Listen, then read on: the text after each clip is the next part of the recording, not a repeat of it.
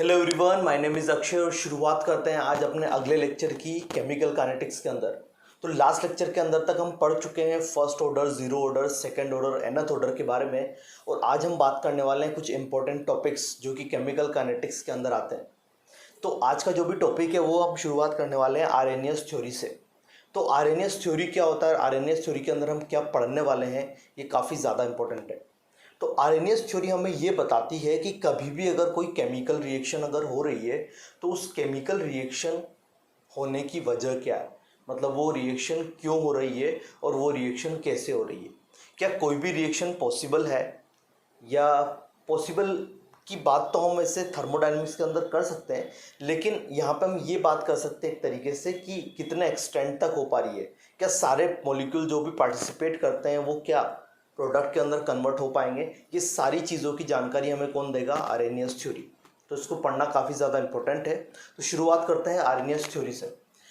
तो जैसा कि तुम देख पा रहे होंगे बोर्ड पे लिखा हुआ है आर्हेनियस थ्योरी। इसका जो फर्स्ट स्टेटमेंट जो मैंने लिखा है वही काफ़ी ज़्यादा इंपॉर्टेंट है, उसमें काफ़ी कुछ चीज़ें क्लियर हो जाती है।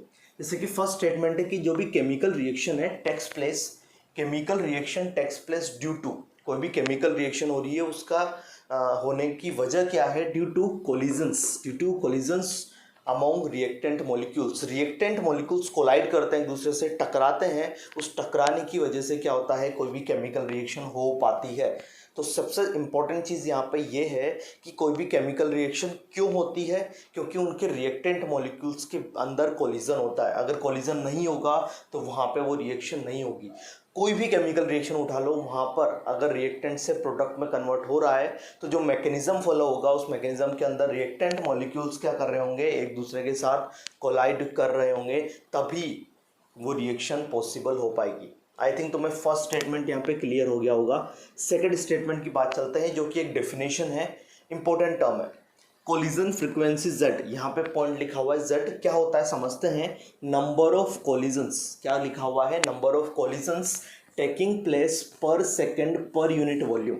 मतलब एक सेकंड के अंदर और पर यूनिट वॉल्यूम जितना नंबर ऑफ कोलिजन्स होगा उसको हम बोलेंगे Z मतलब यहाँ पे उसको बोलेंगे हम कोलिजन फ्रीक्वेंसी। तो कोई भी रिएक्शन अगर हो रही है उस रिएक्शन के अंदर जितने नंबर ऑफ कोलिजन हो रहे हैं पर सेकंड पर यूनिट वॉल्यूम के अंदर, उसको हमने क्या नाम दिया हुआ है, Z, जिसको बोलते हैं हम कोलिजन फ्रीक्वेंसी। सिंपल सी डेफिनेशन है, याद होनी चाहिए, पता होनी चाहिए। अगला पॉइंट है थ्रेशोल्ड एनर्जी। ये थ्रेशोल्ड वर्ड तुम पहले भी कहीं सुन चुके होंगे, जैसे कि एटॉमिक स्ट्रक्चर के अंदर, ठीक है। थ्रेशोल्ड फ्रीक्वेंसी वहाँ पे आता है फोटो इलेक्ट्रिक इफेक्ट के अंदर। तो अगर हम बात करें थ्रेशोल्ड एनर्जी क्या होती है, काफ़ी इंपॉर्टेंट डेफिनेशन है, पहले इस डेफिनेशन को समझते हैं। लिखा हुआ है the minimum amount of energy which collide molecule must possess. किसके पास होनी चाहिए, कोलाइड मॉलिक्यूल्स के पास होनी चाहिए, as to make the chemical reaction to occur. मतलब अगर कोई भी केमिकल रिएक्शन करवानी है तो वहाँ पे जो भी मॉलिक्यूल्स कोलाइड कर रहे हैं उनके पास जो मिनिमम एनर्जी होनी ही चाहिए, उस मिनिमम एनर्जी को नाम दिया हुआ है थ्रेशोल्ड एनर्जी, ठीक है। एक मिनिमम एनर्जी उन मॉलिक्यूल्स के पास होनी चाहिए, जब वो कोलाइड करेंगे तब जाके क्या हो पाएगा, तब जाके वो प्रोडक्ट में कन्वर्ट हो पाएंगे। तो उस मिनिमम एनर्जी को नाम दिया हुआ है, उस मिनिमम अमाउंट ऑफ एनर्जी को नाम दिया हुआ है यहाँ पे थ्रेशोल्ड एनर्जी। कौन सी एनर्जी किसके पास होनी चाहिए, एक मिनिमम अमाउंट ऑफ एनर्जी किसके पास होनी चाहिए, रिएक्टेंट मॉलिक्यूल के पास जो कोलाइड कर रहे हैं, ताकि वो रिएक्शन हो पाए। अगर इससे कम एनर्जी है तो वो मॉलिक्यूल्स रिएक्शन में पार्टिसिपेट नहीं कर सकते। चीज़ समझ में आ रही है, इसी वजह से थ्रेशोल्ड एनर्जी नाम दिया हुआ है। जैसे कि इसको एक ग्राफ से भी हम लोग समझ सकते हैं। ये हमारे पास एक ग्राफ है, ये ग्राफ है between fraction of molecules versus energy के बीच में, ओके, वर्सेस एनर्जी के बीच में। तो ये ग्राफ कुछ ऐसा होता है, ठीक है। अब क्या हो रहा है कि सपोज एनर्जी, जो भी ये एनर्जी किसकी है, मॉलिक्यूल्स की है, जो भी पार्टिसिपेट कर रहे हैं कोलिजन के अंदर, या जो भी रिएक्टेंट मॉलिक्यूल जो प्रोडक्ट बनाने की तरफ जा रहे हैं। तो यहाँ पे सपोज 10 जूल है, यहाँ पे सपोज 20 जूल है, यहाँ पे 10 है, यहाँ पे 20 है, यहाँ पे सपोज 30 है, यहाँ पे चलो 40 हो गया। और मान लेते हैं कि जो 40 जूल है वो 40 जूल ही हमारा मतलब ई का मतलब क्या है, वो हमारी थ्रेशोल्ड एनर्जी है। तो जो भी मॉलिक्यूल्स की एनर्जी 40 जूल से ज़्यादा होगी ना, वही मॉलिक्यूल्स क्या कर सकते हैं, वही मॉलिक्यूल्स पार्टिसिपेट कर सकते हैं रिएक्शन के अंदर, बाकी पार्टिसिपेट नहीं करेंगे। मतलब ये वाला जो फ्रिक्शन है, मतलब ये वाला जो फ्रिक्शन ऑफ मॉलिक्यूल्स वाला पार्ट है, यही क्या कर सकते हैं, यही पार्टिसिपेट कर सकते हैं। ठीक है, तो यहाँ पे जो लिखा जाता है ना, इसको लिखा जाता है इफेक्टिव कोलिजन।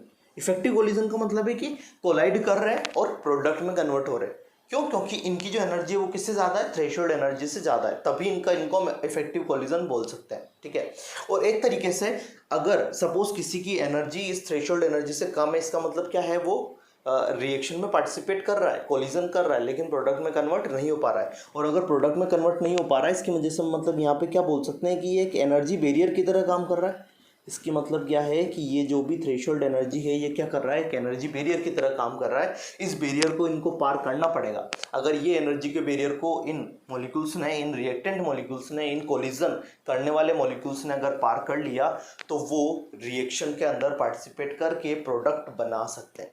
आई थिंक तुम्हें ये जो बेसिक डेफिनेशन थी थ्रेशोल्ड एनर्जी की, वो यहाँ पर क्लियर हो गई होगी। तो इसके बाद चलते हैं अपने नए टर्म की तरफ, जिसका नाम है एक्टिवेशन एनर्जी। ठीक है, नाम से वैसे काफ़ी कुछ चीज़ें पता चल रही है, लेकिन समझते हैं इसकी डेफिनेशन क्या है। एक्टिवेशन एनर्जी का जो सिंबल होता है वो होता है EA। ठीक है, क्या होता है, the minimum amount of energy, एक मिनिमम अमाउंट ऑफ एनर्जी जो चाहिए, रिक्वायर्ड बाय रिएक्टेंट मॉलिक्यूल्स। किसको चाहिए, रिएक्टेंट मॉलिक्यूल्स को चाहिए to participate in a reaction is called activation energy. ठीक है, उनको चाहिए, इनको हम प्रोवाइड करेंगे। ठीक है, एक एनर्जी हम प्रोवाइड करेंगे। और थ्रेशोल्ड एनर्जी थी जो उनके पास होनी चाहिए ओवरऑल मिला के। ठीक है, थोड़ा सा कंफ्यूजन हो सकता है दोनों के अंदर, वो थोड़ी देर में क्लियर हो जाएगा। तो एक्टिवेशन एनर्जी क्या है कि एक particular minimum amount of energy चाहिए, किसको चाहिए, रिएक्टेंट मॉलिक्यूल्स को, ताकि वो किसी भी केमिकल रिएक्शन के अंदर पार्टिसिपेट कर पाए। ठीक है, तो ये चीज़ तो क्लियर हो गई।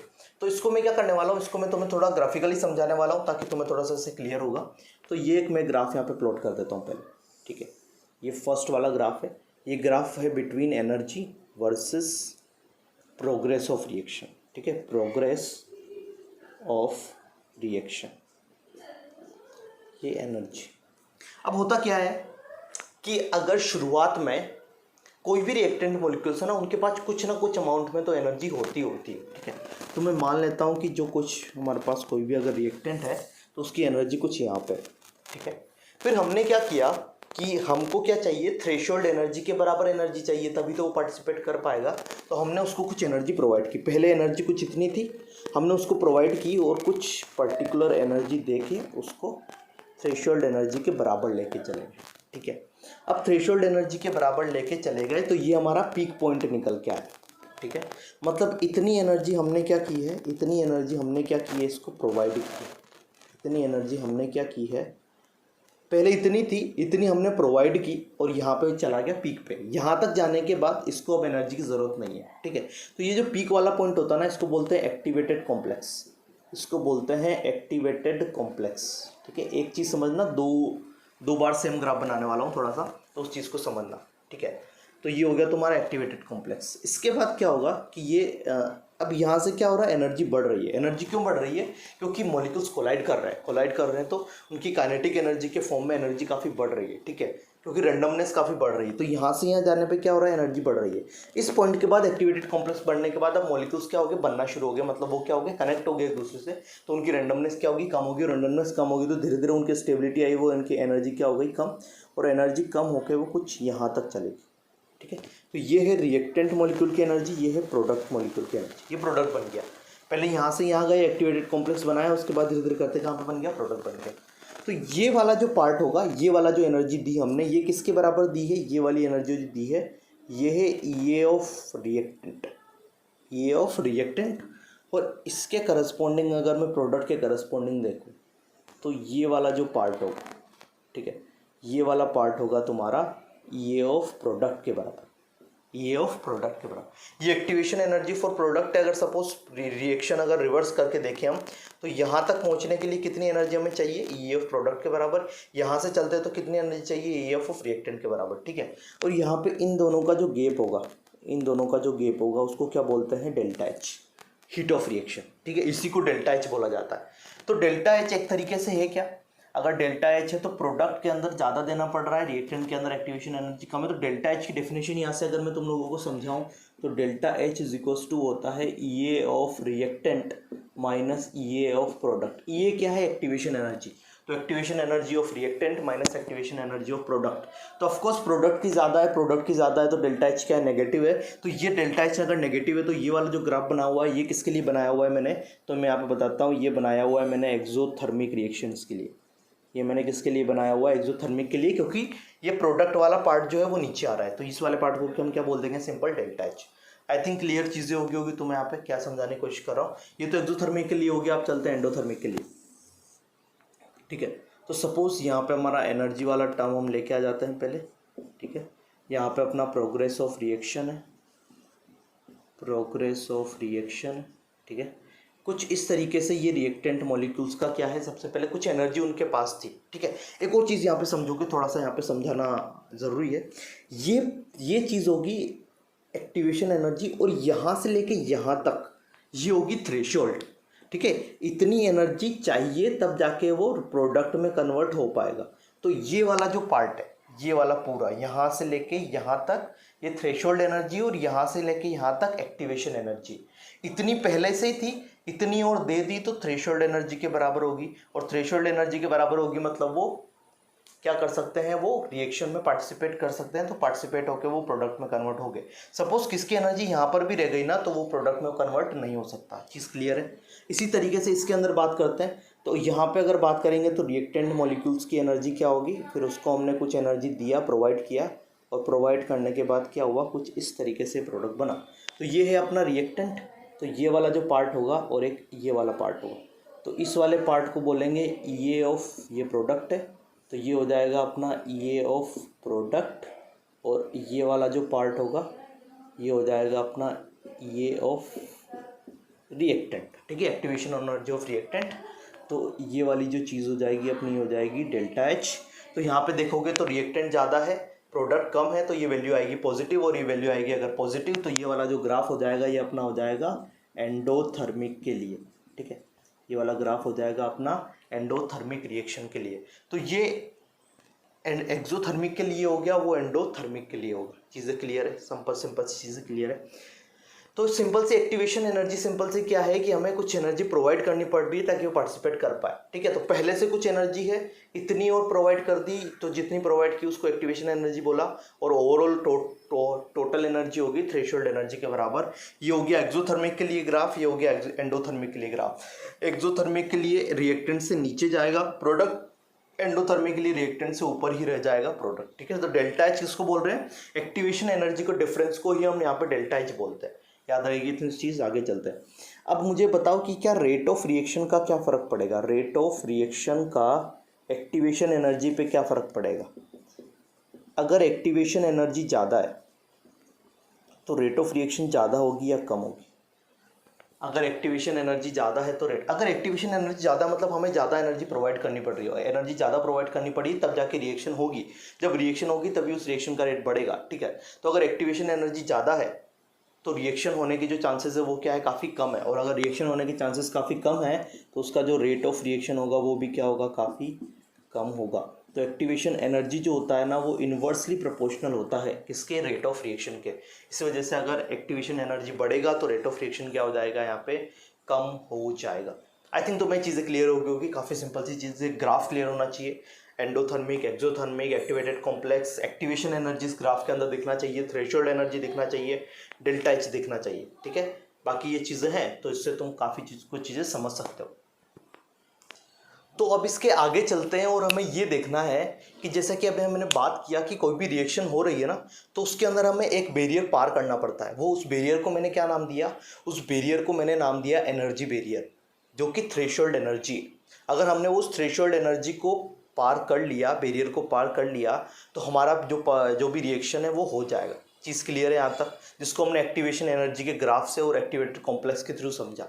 लेकिन क्या अकेला एनर्जी बैरियर ही एक ऐसी चीज़ है जो किसी भी केमिकल रिएक्शन के होने और ना होने को बताता है? नहीं, एक और सेकंड चीज़ भी होती है, उसको बोलते हैं हम ओरिएंटेशन बैरियर। उसको हम बोलते हैं ओरिएंटेशन बैरियर। ठीक है, इसको समझोगे। ओरिएंटेशन बैरियर का मतलब क्या है कि कभी भी अगर जो भी रिएक्टेंट मॉलिक्यूल जो कोलाइड कर रहे हैं एक दूसरे से, वो किस तरीके से कर रहे हैं, उनका तरीका क्या है एक दूसरे से कोलाइड करने का, ये भी काफ़ी ज़्यादा इंपॉर्टेंट होता है। तो समझोगे कि सपोज अगर मेरे पास कोई दो रिएक्टेंट है, ठीक है, जैसे ये ए और ए ये मेरे पास है, ये कुछ इस तरीके से आए, और ये बी और ये सेकेंड बी, ठीक है, ये B2 मॉलिक्यूल है और ये A2 मॉलिक्यूल है, और ये AB में कन्वर्ट हो रहे हैं सपोज। तो ये कुछ ऐसे एक दूसरे से कोलाइड करने के लिए आ रहे हैं। आइए दोनों, ये A और ये A, ये हमारा B है और ये भी हमारा क्या है, B है। तो ये A हो गया, ये A हो गया, ये B हो गया, ये B हो गया, ठीक है, कोलाइड कर गया एक दूसरे से।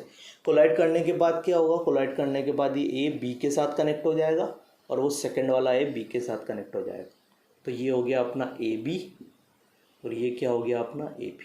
मतलब यहाँ पे जो प्रोडक्ट फॉर्मेशन होने वाला था वो प्रोडक्ट फॉर्मेशन हो गया, प्रोडक्ट बन गया।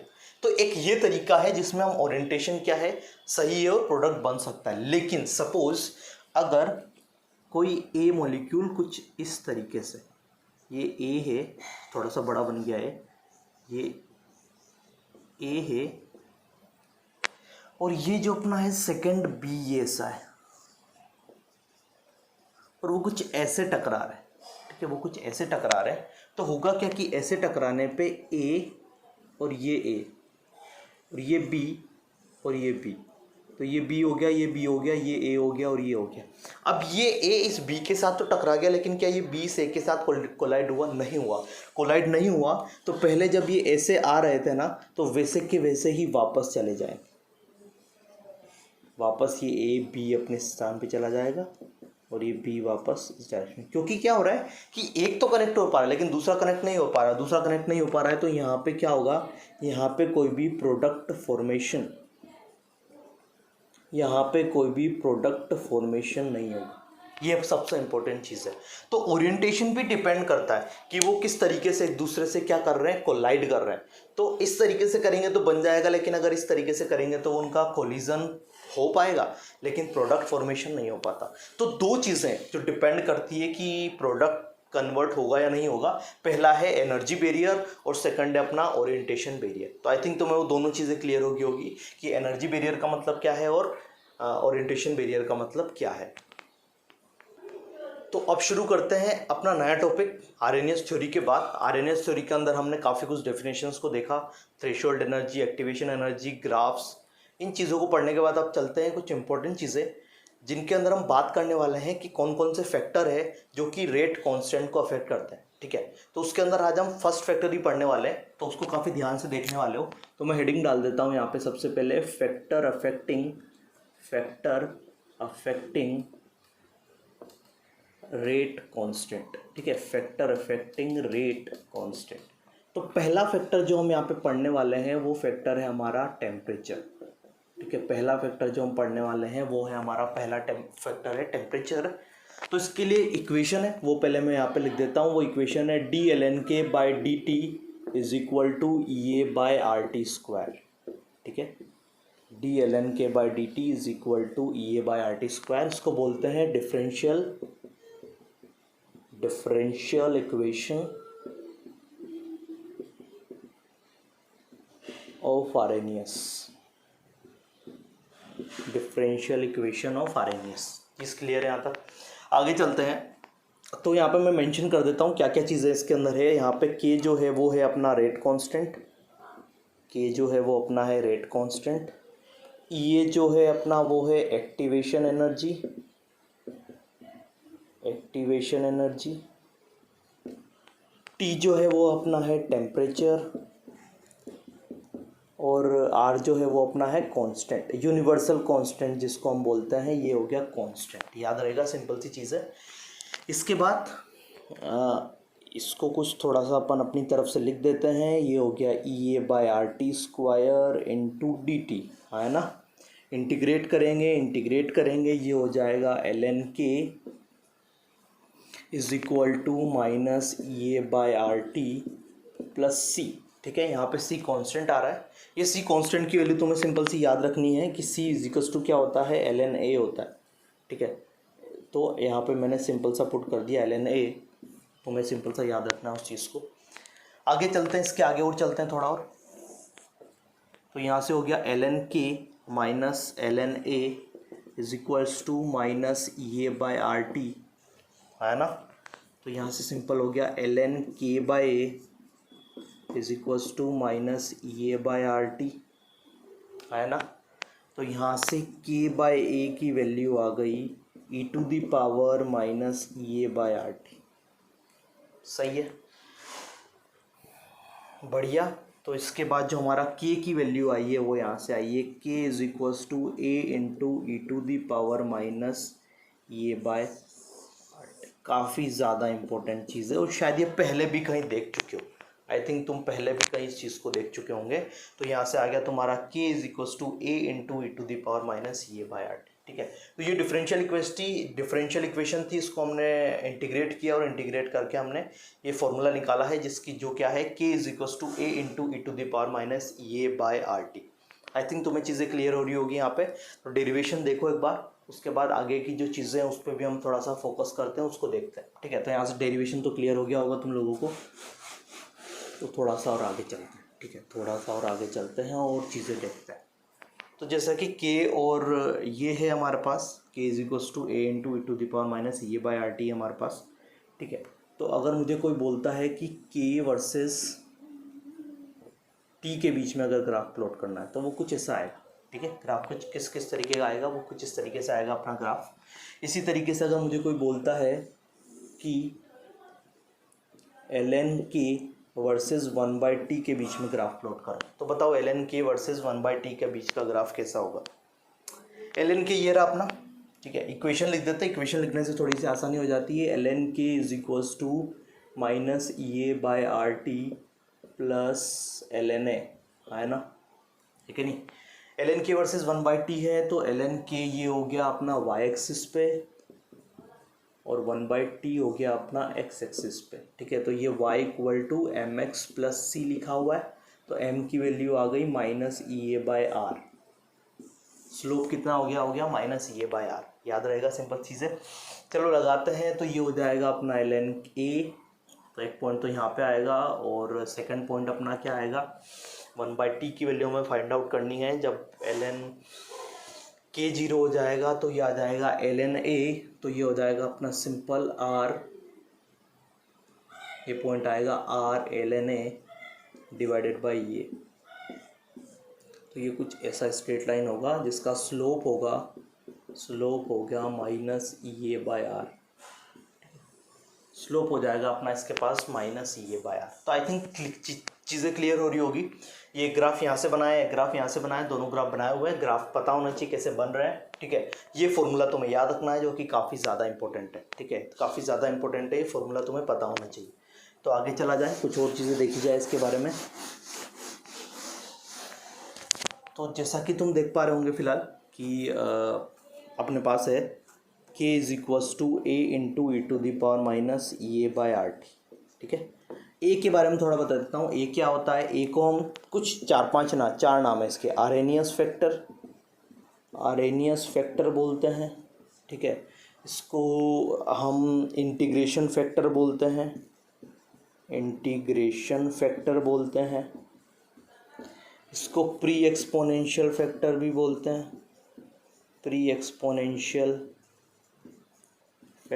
बोलते हैं, और एक और नाम है इसका शायद फ्रीक्वेंसी फैक्टर। ठीक है, तो उसको भी अपन चेक कर लेंगे, फ्रीक्वेंसी फैक्टर।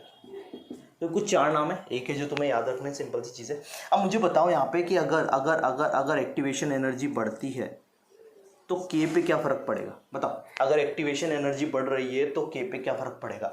ये बढ़ेगा तो ई टू द पावर ये क्या होगा, कम होगा, क्योंकि ये क्या होगा हमेशा पॉजिटिव, क्योंकि हम इसको दे रहे हैं।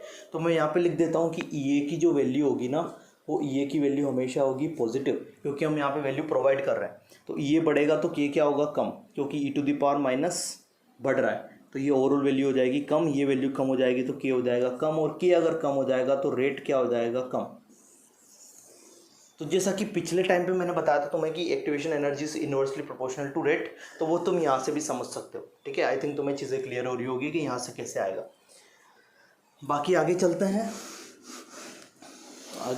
कुछ और चीज़ें समझते हैं। इसके बाद के इज इक्वल्स टू ये हो गया। अगर मैं डिफरेंट टेम्परेचर पे देखूँ तो क्या इफेक्ट पड़ेगा, तो अगर मैं बोलता हूँ कि एट T1 टेम्परेचर पर अगर मैं देखूँ तो K1 is equals to A into E to the power minus E A by R T1, ठीक है। इसको इक्वेशन नंबर 1 पुट कर दिया। और सेकंड है अपने पास K2 is equals to A E to the power minus E A by R T2, इसको इक्वेशन नंबर पुट कर दिया। ये T2 टेम्परेचर की बात कर रहा हूँ। बस 1/2 कर देते हैं। 1/2 करने पे हमारे पास आ जाएगा K1/K2 इज इक्वल्स टू ए से कैंसिल हुआ, ई टू दी पावर आ जाएगा minus E A by R 1/T1 minus 1/T2। सही है कि नहीं है? सही है ना। बस बढ़िया, दोनों तरफ लोन ln ले लो, ln ले लोगे तो ln K1/K2 is equal to ये हो जाएगा minus E A by R into 1/T1 minus 1/T2। ये हो गया तुम्हारे पास फॉर्मूला जो तुम्हें रट के रटना है। सबसे ज़्यादा इंपॉर्टेंट चीज़ है ln K1/K2 is equals to E A by R minus E A by R 1/T1 minus 1/T2। याद रखना है, इंपॉर्टेंट चीज़ है, ठीक है। इससे रिलेटेड क्वेश्चंस मिलेंगे तुम्हें, तो ऑफकोर्स तुम्हें यहाँ से चीज़ें करनी होगी। इस टाइप का फॉर्मूला तुम पहले भी कहीं देख चुके हो, ठीक है। अब कहाँ देख चुके हो ये नहीं बताऊँगा क्योंकि ये काम तुम्हारा है, लेकिन ऑफकोर्स ये फॉर्मूला तुम्हें अब यहाँ से याद रखना है, ठीक है। इतनी सी चीज़ तुम्हें आज करनी है। तो ये पहला फैक्टर था जिससे हम पता लगा पा रहे थे कि रेट कांस्टेंट पे क्या फ़र्क पड़ेगा, ठीक है। तो ये पहला फैक्टर हमने आज टेम्परेचर पढ़ लिया है। आगे और भी कुछ फैक्टर्स है, कैटलिस्ट हो गया हमारे पास, तो उसके बारे में भी काफ़ी डिटेल में हम पढ़ने वाले हैं। लेकिन फिलहाल के लिए आज टेम्परेचर पे ही करेंगे और इससे रिलेटेड कुछ क्वेश्चंस भी अपन अगली क्लास के अंदर करने वाले हैं। तब तक के लिए ये चीज़ें पढ़ते रहो और चीज़ें थोड़ा सा समझते रहो। बाकी नेक्स्ट चैप्टर तो मैंने तुम लोगों को पता है कि कुछ दिनों में हम रेडियो एक्टिविटी शुरू करने वाले हैं। बाकी जो भी होता जाएगा वो तुम्हें धीरे धीरे पता चलता जाएगा, ठीक है। लेक्चर के नोट्स तुम्हें डिस्क्रिप्शन बॉक्स में मिल जाएंगे, तो वहाँ से जाके तुम आराम से लिख सकते हो। बाकी मिलते हैं अगले लेक्चर में, तब तक के लिए मेरी तरफ से बाय।